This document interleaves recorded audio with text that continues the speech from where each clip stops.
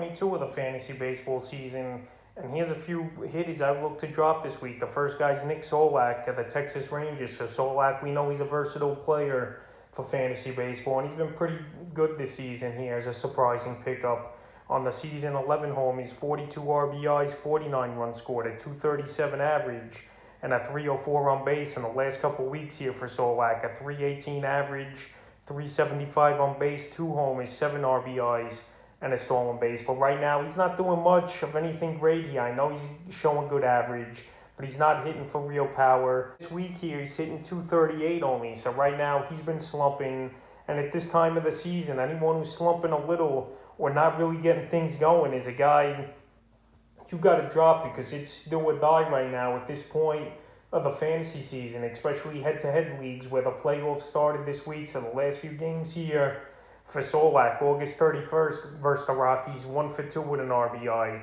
September 1st versus the Rockies, 1 for 4. September 3rd at the Angels, 3 for 4 with a run. September 4th at the Angels, 0 for 3. September 5th at the Angels, 0 for 4. And September 6th at the Angels, 0 for 4. So right now, he's in a bad slump. He's 0 for his last 11. And right now, he isn't a huge name for fantasy baseball, and a guy who definitely could turn the other way and get into a bad slump. So right now, with high stakes in fantasy baseball this time of year, I think Solak is a guy you could drop. The second hit is Tyler Naquin of the Cincinnati Reds. So Naquin, he's been hot and cold this season. A few good weeks, a few bad weeks, and now he's in one of those slumps.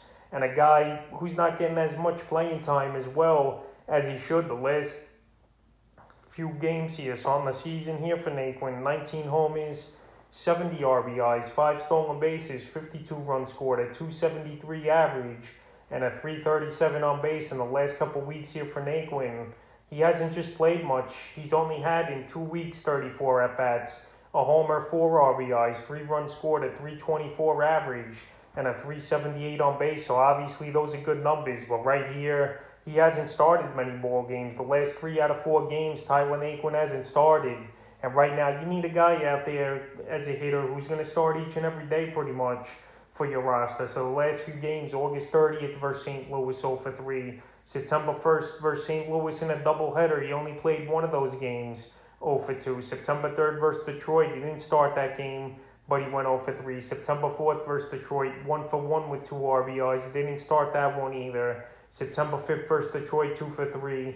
And September 6th at the Cubs yesterday, he didn't start that ball game, and he went 0 for 2. So right now, he's a player that definitely can produce and help fantasy owners. But right now, he's not playing every day. And in fantasy baseball, it's all about consistency and guys playing each and every day at the hitting position. And that's not the case with Naquin. So right now, at this time of the season, he's an easy drop candidate, in my opinion. The next hitter I look to drop this week is Mike Shremski of the San Francisco Giants. So he's been playing a lot this season, and he's had a decent year. 21 homers, 52 RBIs, 3 stolen bases, 65 runs scored, but a 220 average and a 302 on base in the last couple weeks here for Shremski. 2 homers, 4 RBIs, 5 runs scored, a 220 average, and a 238 on base. But now he's banged up and scratched with an illness. He's day-to-day. But right now, I know he's got power with the 21 homers on the season here is Shremski, but he's not doing much of anything. He's banged up, like I mentioned, and sick. And right now, you need a guy like this to play every day and produce a little more. And right now, he hasn't really hit a home run in the last week as well. And he's an easy drop, in my opinion, is Shremski. So the last few games for him: August 30th versus Milwaukee, 0 for 4. August 31st versus Milwaukee, 1 for 4. September 1st versus Milwaukee, 0 for 1. September 3rd versus the Dodgers, 0 for 5. September 4th versus the Dodgers, 0 for 1. September 5th versus the Dodgers, 2 for 3 with a run. And yesterday at Colorado, he was scratched with the illness. So right now, Shremski, he's not worth the wait, in my opinion. And he's not doing much of anything, really. I know the power is good with the 21 homers, but besides that, he hasn't been much of a fantasy baseball factor this season. The next hitter I look to drop this week is Garcia of the Milwaukee Brewers. So Garcia, he was on a hot streak the last couple weeks and a recommended ad on the free agent list in fantasy baseball. But right now, he's not getting the job done, and he's banged up with a back injury. Here is Garcia as well on the season: 24 homers, 77 RBIs, 7 stolen bases, 61 runs scored, a 267 average, and a 339 on base. For the last couple weeks here, he's slumping big time. No homers, 4 RBIs, 3 runs scored, a 167 average, and a 289 on base. And right now with the back injury, he's been in and out of the lineup, and it's a possible injured list stint as well here for Garcia. So right now, fantasy owners, they shouldn't really wait for him, and he's been dropped in 4% of fantasy leagues this week. So the last few games for him: August 30th at the Giants, 0 for 3. August 31st at the Giants, 1 for 4 with a run and a rib. September 1st at San Francisco, 1 for 5 with a run.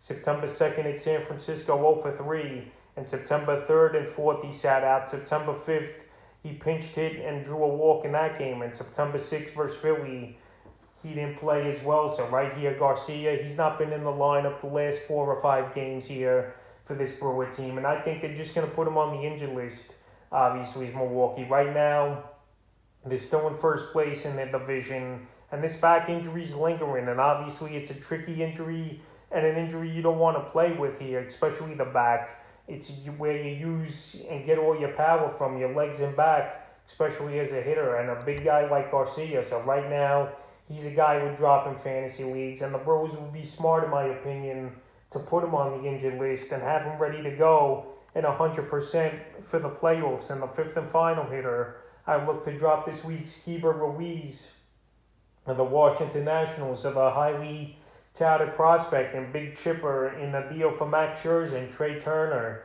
It just hasn't worked out so far for Ruiz, and right now he's banged up as well with a bone bruise in his knee. So right now I doubt he's going to play much more this season, and they're going to be very cautious here as Washington. Obviously they're going nowhere. They blew it all up and they're rebuilding the season. And so far for Ruiz, only 27 at-bats this year. A homer, 2 RBIs, 2 runs scored, a 148 average, and a 148 on base. And since he got called up in his first 5 games here with Washington, August 30th versus Philly, 1 for 4. August 31st versus Philly, 1 for 5 with an RBI. September 2nd versus Philly, 0 for 5.